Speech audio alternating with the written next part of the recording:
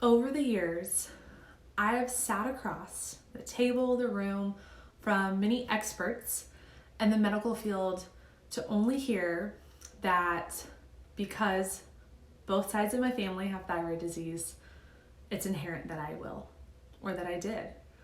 Because my grandma suffered from breast cancer, and because I have the BRCA1 gene and a weakened immune system, that I would have breast cancer one day too.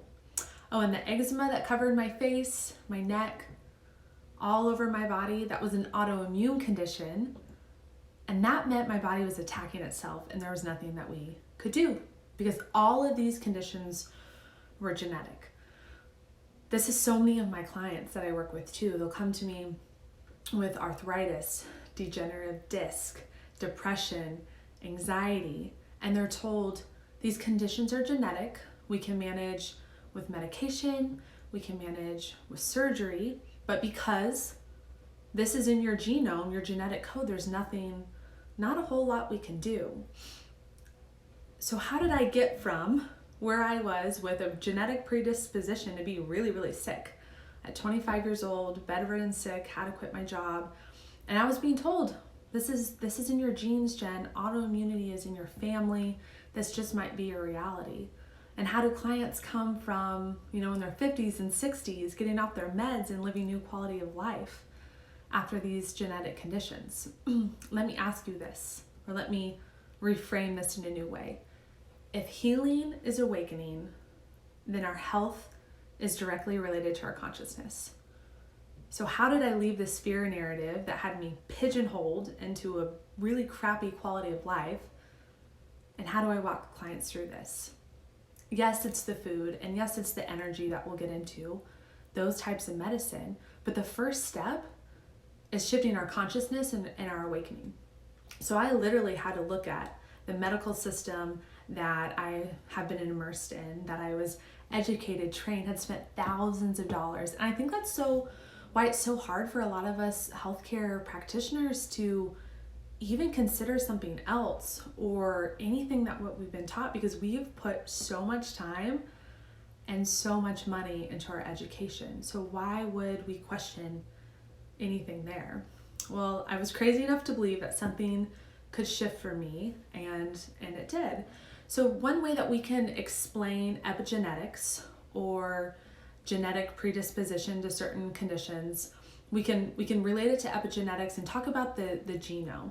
So the human genome, our genetic code, our DNA, it's like the blueprint. So when we're building a house, there is a blueprint.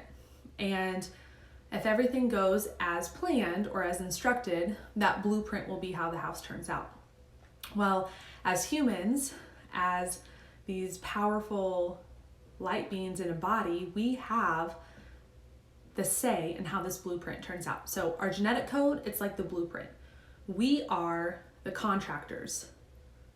We are the builders of that genetic blueprint. So really, we can rewrite it, we can say what goes, and then our cells they're receiving the construction workers. So construction workers are input sources, the environment around us, the chemical messengers around our cells, our food, our emotions, our thoughts. We'll get into that in a second. But when you are given a diagnosis or a prognosis that is related to genetic code, oftentimes we think, okay, that's the final sentence, that's the final say for us, it's genetic, there's nothing I can do. But remember, the DNA, the genome, the genetic code is just the blueprint. You're the builder, you're the contractor, your cells are the construction workers, and there's a lot that can shift here. So my main point for you, and I'll break this down of how this actually works, is our thoughts, our environment, our food create the reality in which our cells express themselves. So how does that work? Our cells, so every organ, every skin cell, every hair cell, every liver cell, every nervous system, thyroid, whatever you have going on, your joints, they're all made of cells. And when cells start to go a little bit haywire, then we have disease and dysfunction. So cells, think of them, basic biology in high school, they're just, the cellular model. You usually see something round with all these organelles on the inside. On the outside of the cell, just like as humans on our skin, we have all these receptor mechanisms. The cell has receptor mechanisms in that it can receive input sources. So we talked about those input sources being from toxins, the environment, chemical messengers, most importantly our food, our emotions, our thoughts. So literally what we're sending our cells in our environment by our food is what the cell receives to know, how do I behave? How do I express myself? And the most important one of those is thoughts. So the study of how food and energy are received by the cell started to change my life. I was crazy enough to think that at 25 years old, unable to get out of bed, I had to quit my job as a nurse, that something could shift for me. All of my doctors, even my functional medicine doctors at the time, had said, hey, this is genetic, gender, we can probably improve some things, but you'll never be symptom-free. And today, I live symptom-free and help other people walk through that. And really, at the end of the day, guys, it comes down to our genetic code and how we can be the contractors, the builders of this blueprint, and then let our cells be the construction workers. So we're gonna have a say in what materials those construction workers are using. Are they using healthy wood or are they using toxic wood? Is the work environment for these construction workers uplifting and healthy and positive? So to break down food and energy, those were just the two forms of medicine that I used. So I started to change the chemical messengers going to my cells with food. Started to learn so much about every time we take a bite of food, it's going to either help the construction workers, these cells, work healthy long hours, feel happy in their jobs, and then not be in a really crappy, dirty, toxic work environment, or it's going to do the opposite. And it's going to bring down the ability of these cells or these construction workers to work really hard and work well. So if you're struggling today with something in your health you've been told is genetic, so anything from thyroid, skin, anxiety, depression, joints, there's so much autoimmune, chronic, basically if it's not an acute condition, the symptoms are lingering on, there's likely a genetic component or something is being chalked up to your genes. So remember, our thoughts create the reality in which our cells behave. So through food or through energy. I talk about energy healing a lot. And all that does, if you break it down in science, is energy healing changes the signals that your brain is sending to your cells. Because your brain is talking to your cells and the cells within the cells all day long. Your brain is telling your body to behave. So when we can change the way we look at things, the things we look at change. So 3 things you can do if you're struggling with your health. 1, you can ask questions. So you can ask questions like, am I believing what I've always been told? Am I afraid to question authority? This was me. My background is, this white coat knows all. And all of a sudden my practitioners, they didn't have the answers for me. Even within functional medicine, I had to go out on my own and find new answers. And could there be another way that I have not explored? When we're asking new questions, all of the time, fear is our limiting factor.